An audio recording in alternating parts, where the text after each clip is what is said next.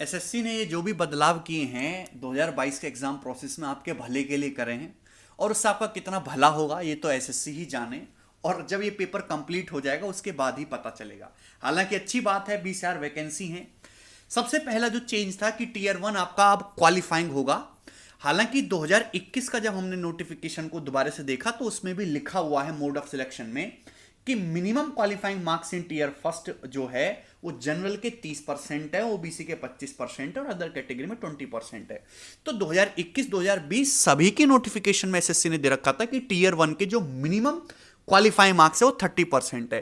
तो यानी कि इस बार आपकी फाइनल मेरिट लिस्ट में टीयर 1 के मार्क्स ऐड तो नहीं होंगे, लेकिन कुछ स्टूडेंट्स के मन में डाउट चला गया है कि टीयर फर्स्ट में मतलब अब हमें 200 में से 30% स्कोर करना है, मतलब केवल 60 नंबर ही लाना है, मतलब पेपर में आंख बंद करके ए ऑप्शन मार्क करके आना और क्वालिफाइंग हो जाएंगे और टीयर 2 लिख देंगे। देखिए ऐसा नहीं है, यह है मिनिमम क्वालिफाइंग मार्क्स 30%, लेकिन एक सेपरेट कट ऑफ बनेगी। जी हां, आज भी वो तलवार लटकी हुई है टीयर फर्स्ट की 135-140 नंबर की जो हमेशा से लटकी रहती है।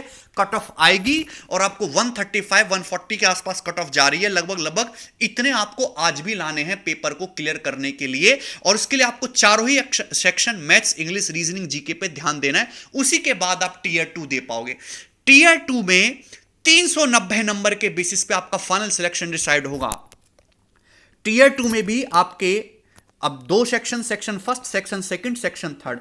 सेक्शन फर्स्ट और सेक्शन सेकंड में मैंने आपको समझाया कि यहां क्वांटिटेटिव एप्टीट्यूड है, ये रीजनिंग है, ये 180 पेपर का है। सेक्शन सेकंड में इंग्लिश है और जनरल अवेयरनेस है, 70 क्वेश्चन है, 210 नंबर का है। तो 180 और 210 390 नंबर हो गए।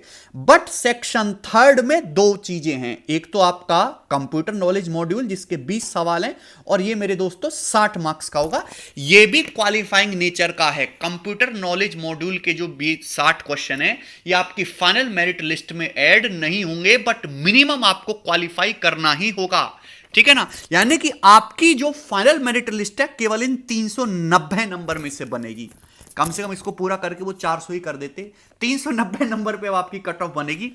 एक बात और कि कुछ स्टूडेंट कह रहे हैं कि अब गणित पढ़ने की जरूरत क्या है, रीजनिंग तो हम कर ही लेते हैं, जनरल अवेयरनेस पे ध्यान देना होगा। जनरल अवेयरनेस पे तो तुम आज तक भी ध्यान दे रहे थे। 50 क्वेश्चन आते थे ना, कितने नंबर आ रहे थे? 5, 7, 11, 13, हद से हद 25 पहुंच गया, तुक्का लग गया तो 30 पहुंच गया। लेकिन गणित और रीजनिंग में ऐसा नहीं है। गणित और रीजनिंग ही अकेला एक ऐसा सेक्शन है जिसमें आप 100% स्कोर कर सकते हो और लड़के करेंगे।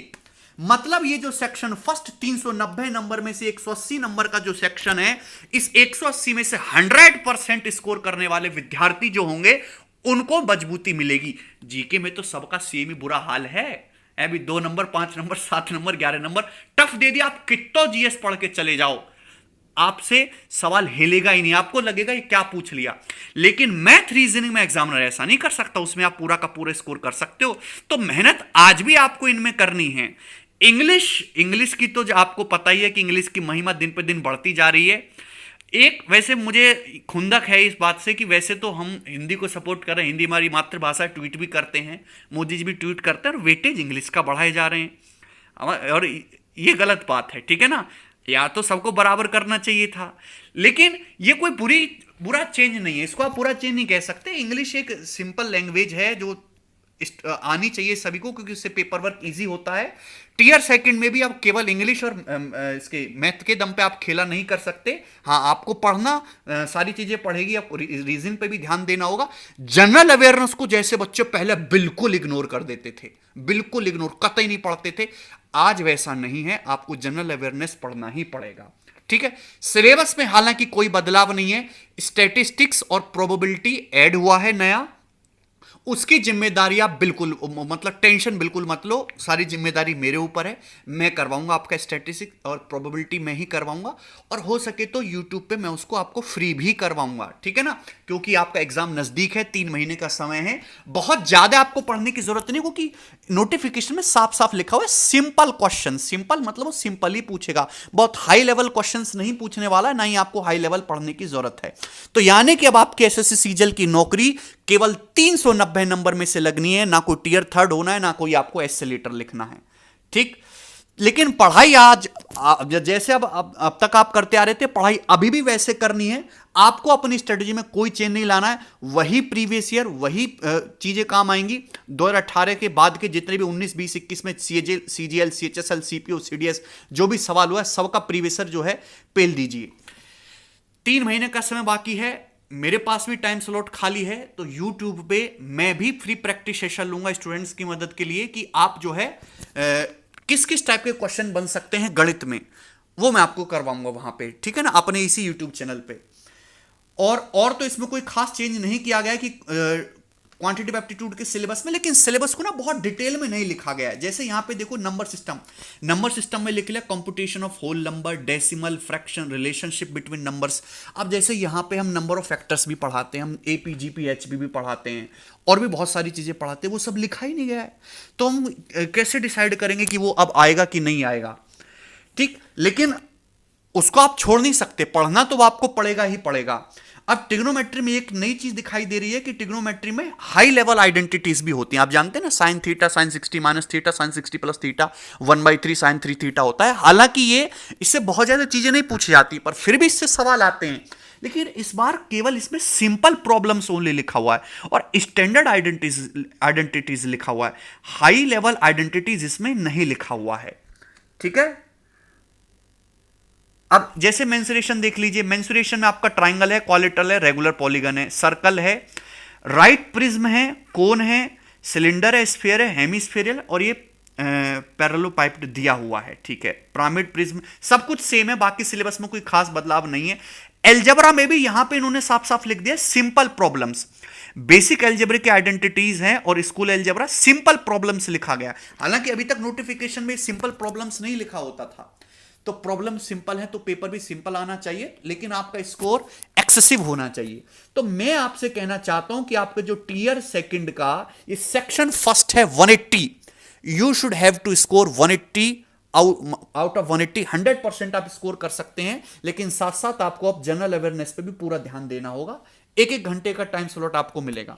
कंप्यूटर जो है वो बहुत डिटेल में पढ़ने की जरूरत नहीं है कि आप उसमें पीएचडी कर रहे हैं। और एसएससी वाला जो बच्चा 2 दिन में कंप्यूटर का सिलेबस खत्म कर सकता है, अगर उसको अच्छे से नोट्स मिल जाएं। हम कंप्यूटर की टीचर की व्यवस्था भी करेंगे कैरविल एप्लीकेशन पर, या जैसे भी बन पाएगी, कि ये कंप्यूटर नॉलेज मॉड्यूल कम से कम आप इसको क्लियर जरूर कर ले मिनिमम क्वालिफाइंग मार्क्स के साथ, क्योंकि इसका वेटेज तो एग्जाम में ऐड होना नहीं है, तो ये अच्छी बात है। डीएसटी टाइपिंग टेस्ट की प्रैक्टिस अभी से करना शुरू कर दीजिए। डेली आधा घंटा 20 मिनट आप टाइपिंग टेस्ट के लिए जरूर दीजिए, क्योंकि अब जो है टाइपिंग टेस्ट के बिना आप सीजल की कोई भी पोस्ट नहीं ले सकते। हालांकि अब टीयर फर्स्ट हो जाने दीजिए, लेकिन टाइपिंग पे आप जो है ध्यान देना है। डिस्क्रिप्टिव ऐसे लेटर राइटिंग की आप कोई प्रैक्टिस करनी नहीं है। एक डिटेल स्ट्रेटजी वीडियो की क्या पढ़ाई होनी चाहिए, कैसे आपको आगे की तैयारी करना है, वो मैं एक अलग से उसकी स्पेशल वीडियो बनाऊंगा। लेकिन सबसे पहले आप अपने मन को शांत करिए, ठीक है। खाना पीना टाइम से खाइए।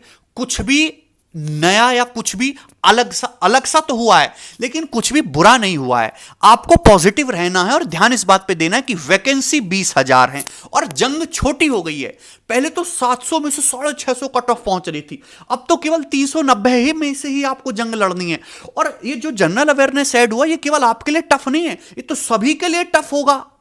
सभी जनरल अवेयरनेस में स्ट्रगल करते हैं, ठीक है भाई। गणित में सभी अच्छा परफॉर्म करते हैं, रीजनिंग सभी स्टूडेंट्स को आती है।